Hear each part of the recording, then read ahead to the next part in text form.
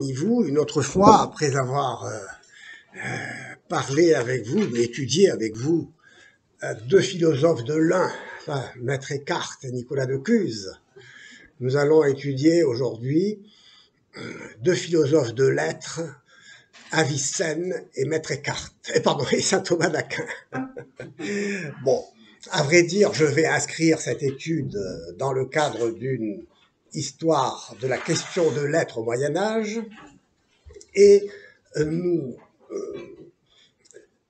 poserons cette question un peu dans l'horizon de la philosophie de Heidegger, qui est aussi un philosophe de l'être, mais nous verrons en quel sens. Alors je mettrai volontiers en exergue de cette séance, ces séances, cette citation de Thomas d'Aquin qui dit que l'étude de la philosophie ne consiste pas à savoir ce qu'ont pensé les hommes, mais ce qu'il en est réellement de la vérité des choses. La vérité des choses réside dans leur réalité. Elle consiste à être ce qu'elles sont et à les connaître comme telles. Le mot réalité a la même racine que le mot chose, qui se dit en latin res. La res, c'est la chose, et la res résiste. Elle résiste comme ce qui veut rester ce qu'il est face à tout ce qui peut le détruire et l'anéantir. La philosophie est née quand les premiers penseurs ont observé que la nature, la physis, c'est-à-dire tout ce qui naît et croît sous le soleil, nature vient de natus, qui est né, la physis vient de fuein, qui signifie croître. Tout ce qui naît et croît sous le soleil devient et change sans cesse. Ils se sont interrogés avec profondeur, et peut-être avec angoisse, sur la nature de ce changement, de ce devenir incessant. Car si tout devient toujours, comme dira Platon dans son Thé et Tête, rien n'est jamais. C'est déjà une indication sur la façon dont se pose la question de l'être. Si en effet, ce qui était il y a un instant n'est plus, comment ce qui n'est plus peut-il être à nouveau? Entre l'instant T1 et l'instant T2 se creuse une discontinuité absolue. Un abîme s'ouvre sous les pieds et plonge le monde dans un chaos inintelligible. Or, face au chaos, le désordre par opposition au cosmos qui signifie ordre et harmonie, face au chaos, l'intelligence se révolte et se révèle à elle-même comme une intelligence, comme une exigence d'unité et comme intellection de ce qui est, parce que ce qui est peut être saisi dans la continuité, un acte d'intelliger. Donc l'intelligence s'éveille au contact du réel. Or, tout ce qui est apparaît au sens, et apparaît au sens de manière déterminée, comme étant ceci ou cela. Et pour comprendre ce monde diversifié et multiple, la nature, donc l'ensemble de tout ce qui est la totalité des étangs, on dira, Les présocratiques, ces premiers penseurs, ont cherché la source de l'intelligibilité de tout ce qui est en tant que déterminé. Ce qui est déterminé me permet de dire ce que cela est.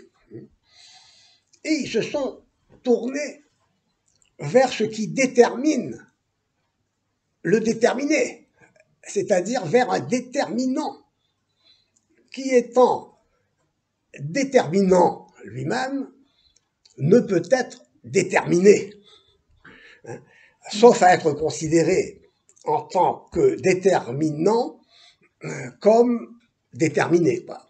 Il est déterminé à déterminer, si vous voulez. Mais il faut bien un déterminant. Thalès de Milet, le premier des présocratiques dans l'ordre chronologique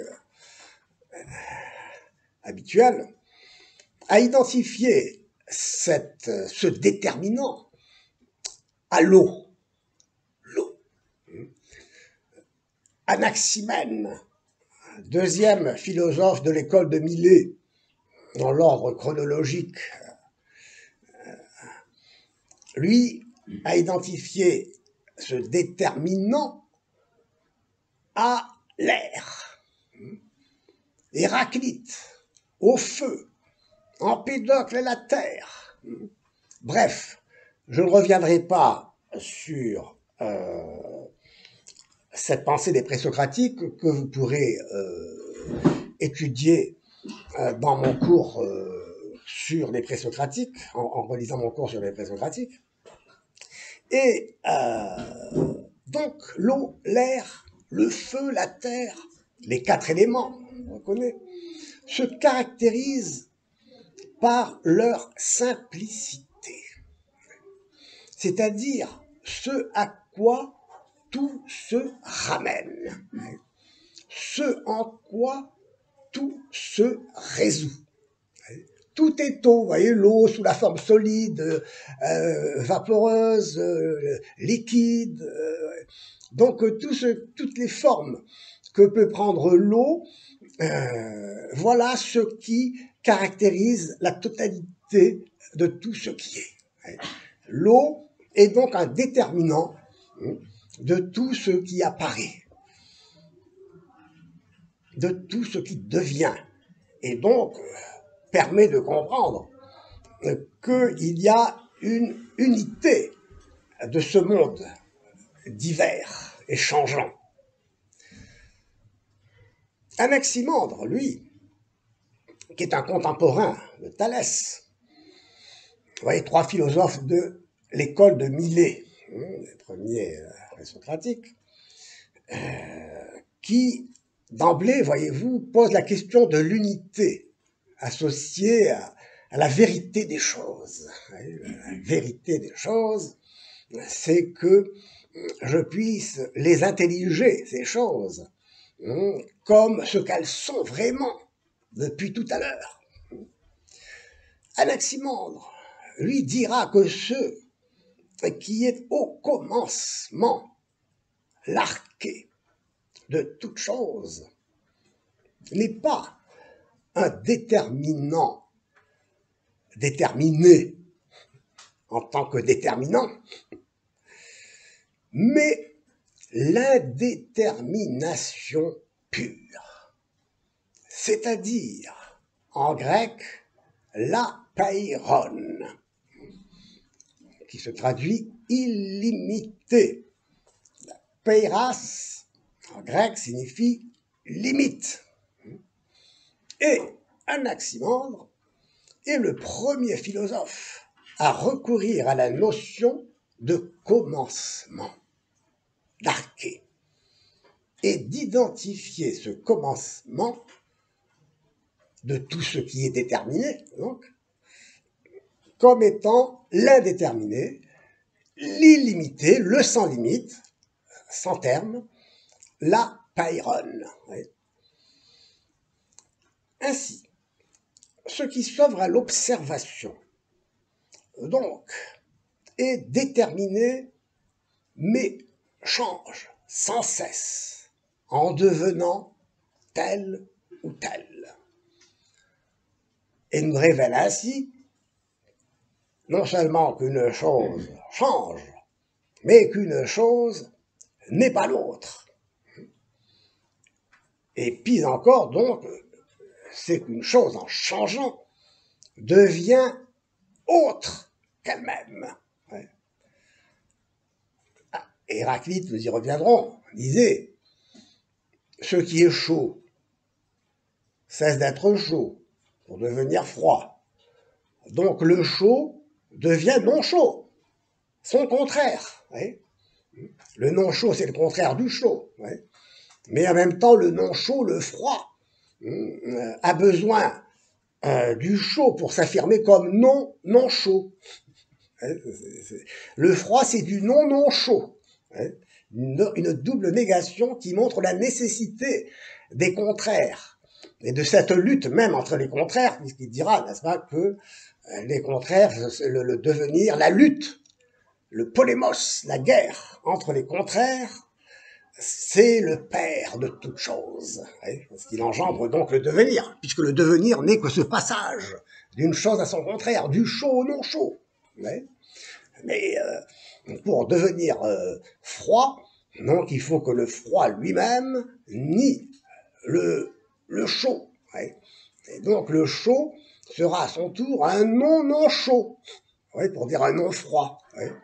Et donc il y a toujours, n'est-ce pas, donc une opposition. Et il faut dire que Héraclite ici a été vraiment génial en découvrant cette opposition entre les contraires comme étant constitutif du devenir, de la réalité, tout en sauvant le mouvement, le devenir. Il explique le devenir comme une lutte de contraires. Mais en même temps, il ne faut pas oublier que pour lui, ce qui alimente ce devenir entre les contraires, cette opposition entre les contraires, quand le chaud cesse d'être chaud pour commencer à devenir froid, tout cela, il le compare à une flamme, à un feu, n'est-ce pas, qui s'éteint doucement, doucement, et qui se rallume au moment où il allait s'éteindre. C'est pourquoi il disait que tout est feu, parce que le feu, n'est-ce pas, c'est ce qui va d'un contraire à l'autre, de ce qui s'éteint à ce qui s'allume, n'est-ce pas? Bon, et ce feu, à vrai dire, c'est une métaphore pour désigner le logos, la raison, l'intelligence, l'intelligibilité des choses. Et donc il y a là une grande idée qui va se retrouver. Donc Héraclite a compris que ce qui est n'est que par son contraire, le blanc. N'est blanc que s'il nie ce qui le nie. C'est un non blanc. Donc, combattre, la guerre des contraires, suppose en effet se battre avec. Le verbe combattre, c'est un verbe cum, avec, se battre avec. Donc le contraire, pour être contraire, il a besoin de son contraire pour se battre avec lui. C'est la lutte des contraires. Donc la nature entière est-elle cette flamme qui s'allume et se rallume au moment où elle est laissée s'éteindre. Le feu, c'est une métaphore. Et cette métaphore explique comment le monde, comme mouvement permanent, allant d'un contraire à l'autre, est en vérité l'image du logos qui rend intelligible ce monde changeant, dont le devenir et le changement, s'il était ce passage incompréhensible, n'est-ce pas, qui ferait qu'il n'y a aucune continuité possible dans la nature entre un moment T1 et un moment T2, eh bien, il n'y aurait pas de passage, justement. Il y aurait une chute, une ouverture entre l'instant T1 et l'instant T2. Eh bien, voilà que Héraclite explique, sauve le changement. Tout devient toujours chez lui. Il sauve le changement. Mais il réduit l'unité à ce feu, à ce logos qui est de nature dialectique, et dialectique qui sera la caractéristique de cette pensée hegelienne, nous avons vu aussi même écartienne, quand on a parlé de la negatio negationis, la négation de la négation, hein, qui définit l'unité, justement, cette unité pure et nue. Donc,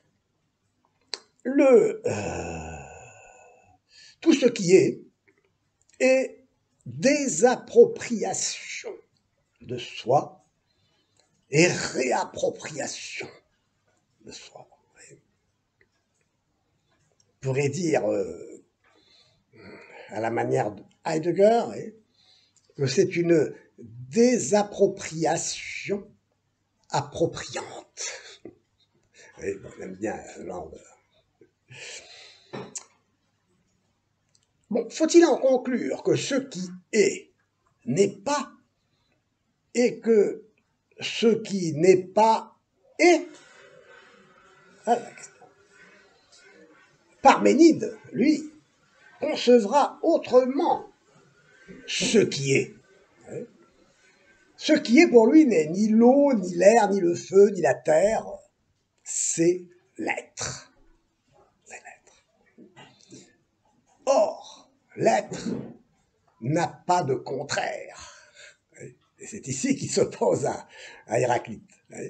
Même si Heidegger veut bien montrer que Héraclite et Parménide se rejoignent dans une même recherche de l'unité, ce qui n'est pas faux.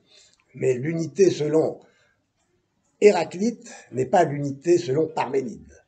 L'unité selon Héraclite, c'est dans ce rapport dialectique entre les contraires, qui fait que, bon, n'est-ce pas, on s'y retrouve toujours, si on peut dire.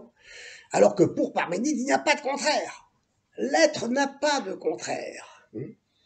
Il n'est donc pas la négation du non-être, de ce qui le nie.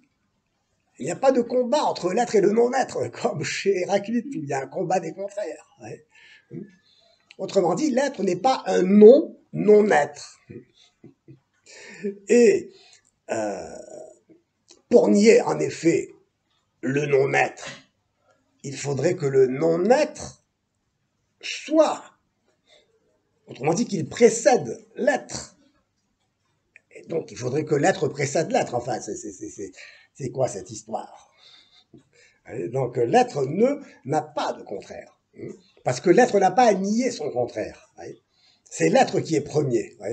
Le non-être ne précède pas l'être. C'est pourquoi cette très belle, ce très beau poème de Parménide, n'est-ce pas, où il montre que l'être est immuable, éternel. Mais en même temps, il est un. C'est une unité, cet être.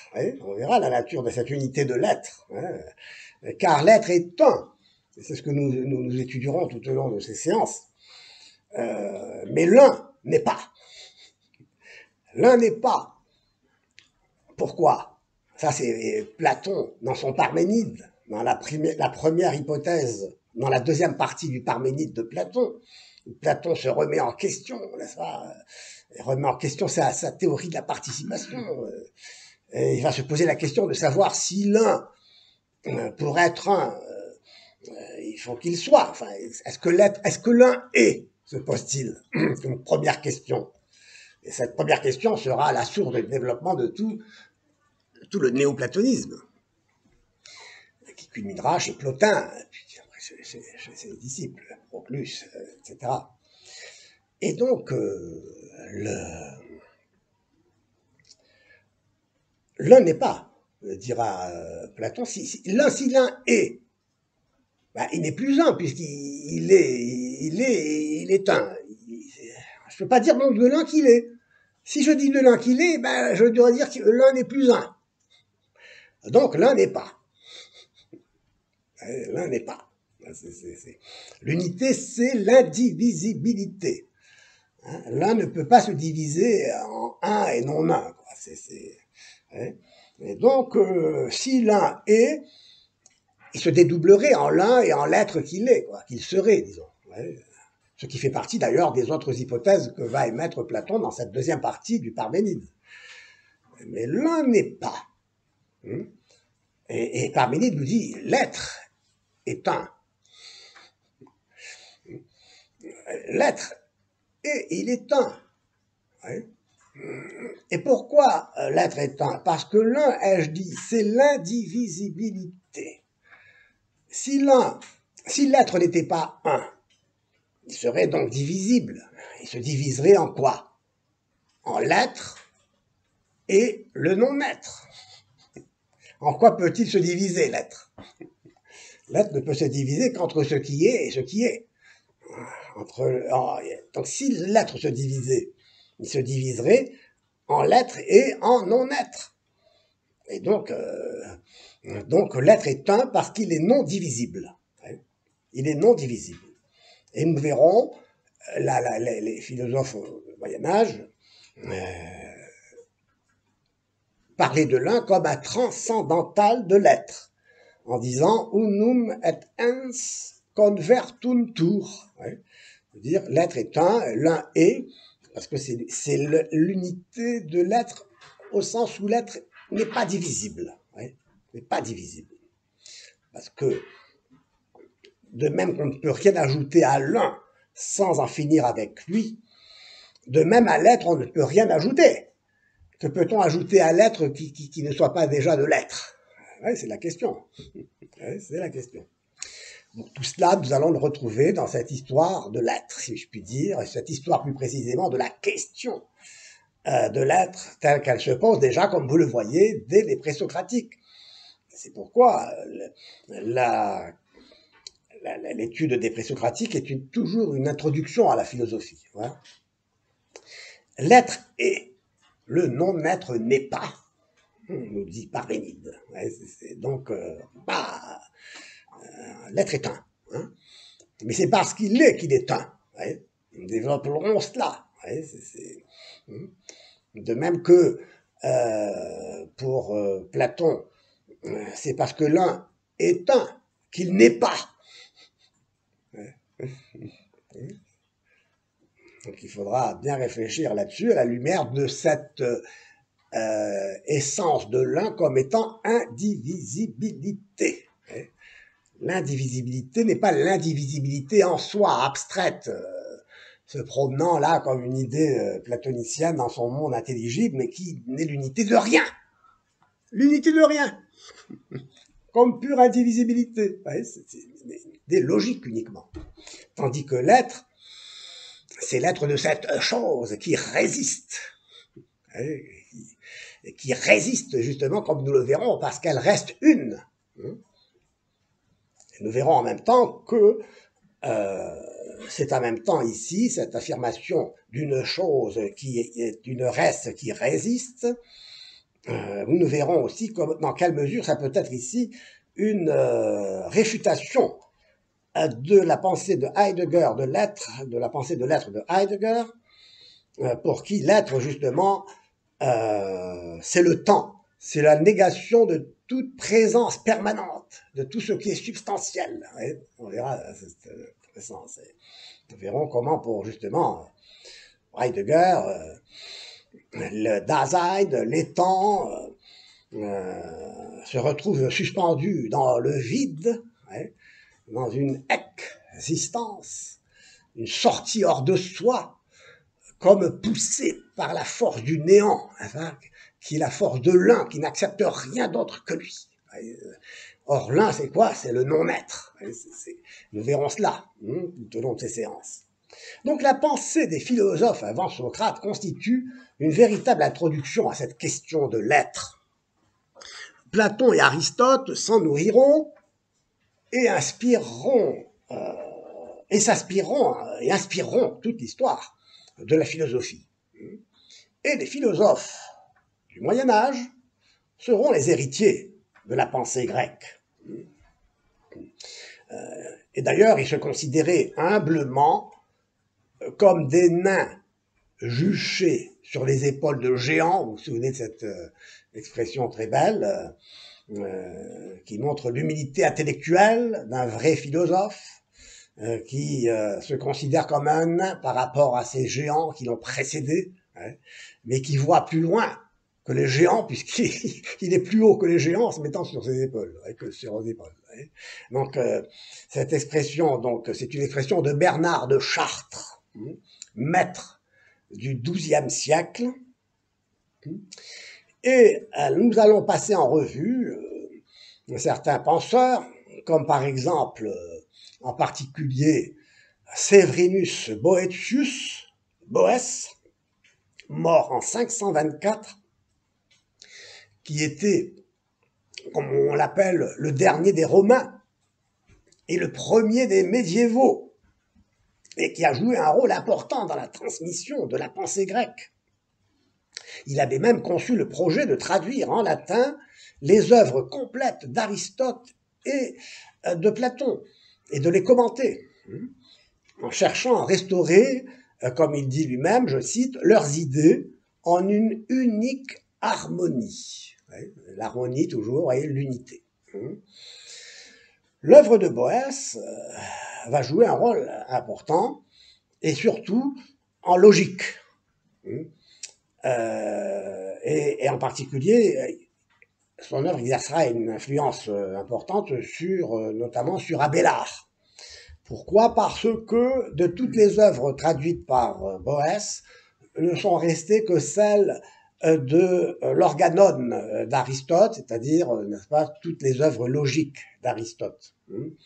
Et ce qui fait que la logique a connu un très fort développement. Très fort développement. L'histoire de la philosophie au Moyen-Âge témoigne d'un dialogue riche et profond entre le platonisme et l'aristotélisme, où se font face une métaphysique de l'un et une métaphysique de l'être.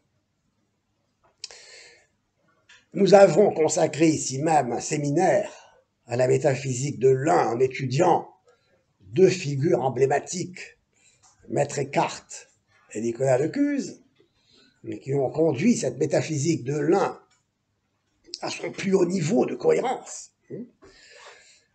Et le cours que nous inaugurons aujourd'hui souhaite, disons, étudier et être une méditation métaphysique sur l'être en tant qu'être, ce qui suppose donc une discussion sur la nature même de la métaphysique qu'Aristote a définie comme la science de l'être en tant qu'être, de l'étant en tant qu'étant, toon et on, on verra cela. Donc la question de l'être en tant qu'être a été formellement exprimée pour la première fois par Aristote. Un long cheminement, tortueux, si on veut, c'est-à-dire ce que l'on a nommé la translatio studiorum, comme le rappelle Alain de Libera, a conduit, après des éclipses, après des moments, des nuits de l'intelligence, si on veut, à la découverte de ce que l'on a appelé la métaphysique d'Aristote, qui, à vrai dire, est un nom qui n'est pas un nom que Aristote lui-même connaissait, vous le savez, puisqu'à vrai dire, Aristote parlait de philosophie première. Mais en tout cas, on a connu cette œuvre d'Aristote importante grâce à sa traduction en latin et aux commentaires de la métaphysique du philosophe musulman Avicenne, mort en 1037, qui a écrit un commentaire de la métaphysique d'Aristote, le livre de la guérison, Kitab Shifa, Shifa, la guérison, et c'est un langage, d'ailleurs, c'est un mot qui appartient au lexique de la médecine, car Avicenne était un très grand médecin. Nous verrons cela si on a le temps. Et en effet, que veut être la métaphysique si ce n'est une guérison de l'âme? Aristote ignorait donc ce mot, comme je l'ai dit, métaphysique, qui a été inventé au 1er siècle avant notre ère par Andronikos de Rhodes, dans les circonstances que l'on sait, qu'on a déjà évoquées.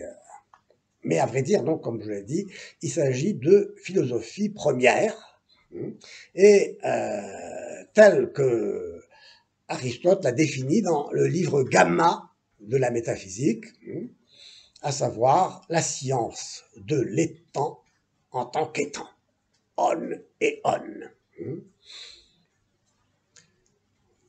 Qu'est-ce que l'être de ce qui est? C'est-à-dire de l'étant en tant qu'il est.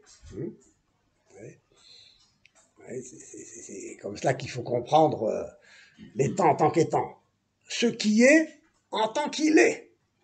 Il y a là donc une distinction à faire entre ces deux expressions. Ce qui est et est. Entre l'étant finalement et l'être qu'il est. Donc, qu'est-ce que l'être? Qu'est-ce que l'être? Et c'est bien ce que se demande Aristote avec cet émerveillement du philosophe, car l'émerveillement, le Thomassein, c'est vraiment le commencement de la vie philosophique, de la vie intellectuelle. Comment se fait-il qu'il ait quelque chose et non pas rien? Voilà l'étonnement. Mais nous verrons d'ailleurs que cet étonnement devrait se prolonger encore plus loin, en allant plus loin, sous la forme de, une fois que, ben oui, il y a deux lettres. D'accord, il y a deux lettres. C'est étonnant, c'est extraordinaire que quelque chose soit. Mais si on va plus loin, on peut s'enivrer à penser, à s'étonner que l'être lui-même soit. Si vous réfléchissez un instant, et vous aurez l'occasion de réfléchir, parce qu'il faut réfléchir pour s'émerveiller, s'étonner jusqu'à l'ébriété, n'est-ce pas, devant cette question, cet émerveillement, que l'être soit, que Dieu soit, Dieu est l'être, hein. Bon, même qu'il y ait de l'être, bah, ouais, il faut bien, ouais, ouais, c'est comme ça que Parménide est devenu Parménide, que les philosophes sont devenus philosophes, c'est comme ça que la philosophie est née. Qu'est-ce que l'être? Bah, on ne se pose pas la question combien ça pèse, combien ça coûte. Qu'est-ce que l'être? C'est autre chose, quoi, que se poser des questions de nature pragmatique. Alors, Aristote nous dit ceci: l'objet éternel de toutes les recherches présentes et passées, le problème toujours en suspens est cette question: qu'est-ce que l'être? Et il précise l'être au sens premier, c'est-à-dire savoir ce qu'est une chose. Et ici, évidemment, Aristote, nous le verrons, en reste en quelque sorte plus à l'essence, c'est-à-dire à ce qu'est une chose, qu'à l'être de la chose. Nous verrons que saint Thomas d'Aquin, lui, ira plus loin en ce sens. La substance ne se réduit pas à ce qu'est une chose. La substance suppose aussi l'être de ce qu'est cette chose. L'être et l'étant, donc. L'étant et l'être, l'étant est. L'être, donc, apparemment, ici, chez Aristote, ne se distingue pas de ce qui est. En latin, id quod est. Ou ce qui est, c'est-à-dire aussi l'étant, l'ens, en latin. Donc la substance, la substantia, a le sens d'essentia, de l'essence. Ce qui est l'essence d'une chose, la vérité d'une chose, c'est ce qui permet de la définir, de dire voilà ce qu'est cette chose. Et comme nous le verrons, il ne suffit pas de définir une chose pour savoir si cette chose est. Il faut d'abord se s'enquérir de l'existence de cette chose et se poser la question an sit, ei esti. Est-ce que la chose existe d'abord avant d'en parler? Parce que je peux en effet définir un phénix, comme dira saint Thomas d'Aquin, une licorne. Ah oui, je peux donner une très bonne définition, mais ça n'existe pas. Donc il y a déjà une différence entre ce qui est et l'être de ce qui est, entre l'essence et l'être, on verra. Donc, voyez que Aristote, ici, l'objet éternel de toutes les recherches, présent et passé, le problème toujours en suspens. Qu'est-ce que l'être signifie qu'est-ce que l'être d'une chose, la vérité d'une chose, l'essence d'une chose, qu'il appelle substance, parce que pour lui, il suffit de savoir ce qu'est une chose pour la définir comme un être, une substance, précisément. Une ousia, c'est-à-dire un étang, car l'ousia est le participe présent substantivé, si l'on veut, du verbe einai, hein, être. Donc, l'être ici, apparemment, ne se distingue pas de ce qui est, id quod est, de l'étang, de l'ens.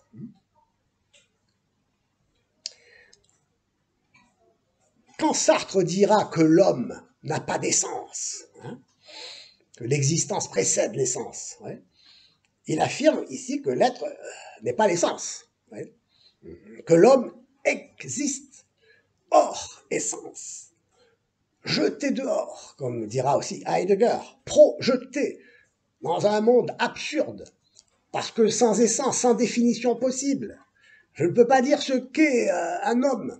Il n'y a plus de nature humaine, vous voyez, c'est un projet. Ici, il y a un divorce entre l'essence et l'être. On a un être sans essence, vous voyez, comme on avait tout à l'heure une essence sans être. Vous voyez. Une licorne, un phénix, c'est une essence sans être. Vous voyez. Et puis, tiens, voici maintenant qu'on est devant la conception d'un être sans essence. C'est-à-dire un être qui existe, jeté là dehors, arraché à toute forme de définition possible. L'homme n'est plus qu'un projet, vous vous souvenez de ce que dit Sartre. Hein. L'homme est un projet, il s'autodéfinit, il se crée lui-même. Hein. Donc l'existence, nous le verrons, est un peu comme une autoproduction de soi par soi. Un projet, plus précisément.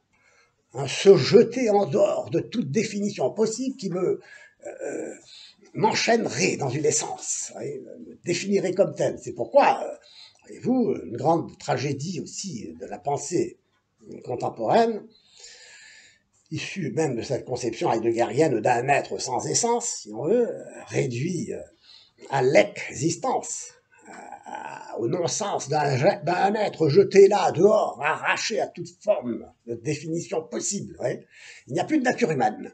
Et comme dira un bon écrivain, un bon littéraire, Albert Camus, non, face à Jean-Paul Sartre, non, l'homme n'a plus de nature, il est devenu une aventure. Ouais. Et donc, et c'est un problème, ouais, la question de l'être ici doit être indissociable de la question de l'essence. Enfin, la question de l'être pose la question du rapport entre l'être et l'essence. C'est pourquoi nous allons réfléchir là-dessus, étudier tout cela.